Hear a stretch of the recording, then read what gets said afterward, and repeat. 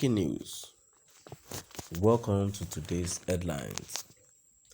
In defense of Nnamdi Kanu by Uba Hako. In defense of Nnamdi Kanu by Uba Hako. To my dear listeners from wherever you're listening from, stay tuned as I read today's news. Literally, a freedom fighter is a person who takes part in a resistance movement against an oppressive political or social establishment. A person who thinks his native ethnic group is not free and is working to have freedom for his group. Most often this means that a freedom fighter wants his people to have their own nation and independence and or get rid of oppressors. Reading, researching and studying various freedom fighters from different times, places and purposes. They all have four things in common. They are all united in four common elements: their life, history, experiences and struggle are defined by four items recurring and inevitable in their faith. Thus, 1. Freedom. 2. Exile. 3. Jail. 4. Grave. From Fidel Castro of Cuba to John Garang of South Sudan. From Ernesto Che Guevara of Argentina to Nelson Mandela of South Africa. From Asantewa of Ghana to Assata Shakur of the Black Panthers Party of the USA. All faced these four factors ever present in their struggle. It was on exile Fidel Castro met with Che Guevara. Consequently, their partnership helped to topple the oppressive regime of Batista in Cuba.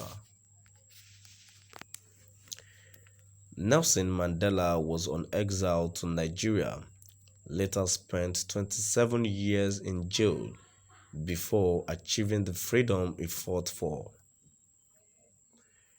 John Garang of South Sudan fought for 22 years but died in a possible assassination in 2005 with their independence in sight. Asantewa was exiled to Seychelles, where she died in 1921. Assata Shakur is still on exile 40 years on. Any genuine freedom fighter, genuinely challenging and fighting to change the status quo, sincerely fighting for the freedom of the oppressed from the oppressor and oppressive system, will either end up succeeding in achieving the freedom or it will end up in jail or grave or exile. Do your research. Nnamdi Kanu believes he is fighting for the freedom of his people. He has been in jail for 2 years. He could have been in the grave today if he didn't escape to exile where he is today. Any day Nnamdi Kanu returns to Nigeria, still agitating and fighting for freedom, and the freedom hasn't been achieved, and he is not in jail or grave, but freely roaming the street, whilst telling you he's fighting for freedom, I tell you, he has gone in bed with the system he pretends to be fighting, and surely he wouldn't be only fighting for his stomach.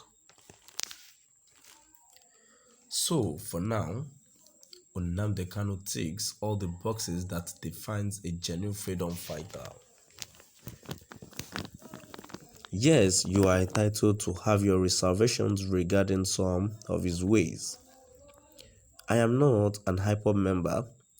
I don't even know which frequency Radio Biafra is on. Neither am I in tandem with all of Nnamdi Kanu's approach. Yet, one must admit that Nnamdi Kanu doesn't have to do it my way or your way. He's doing it his way, and you don't have to like it. There is no right way to agitate or fight for your freedom.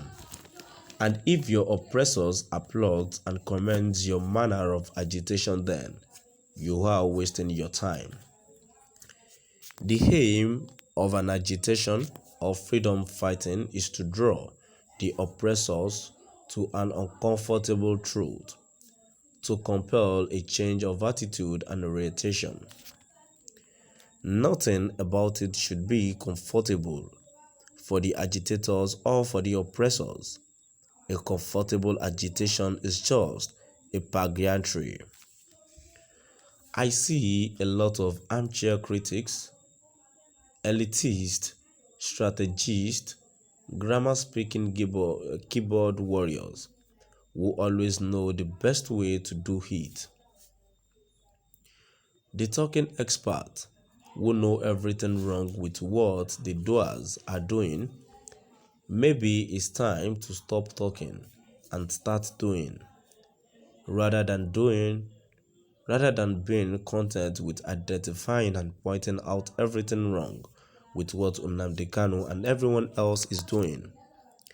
It's easy to become an armchair critic, but as Theodore Roosevelt said, it is not the critic who counts, not the man who points out how the strong man stumbles, or where the doer of deeds could have done them better.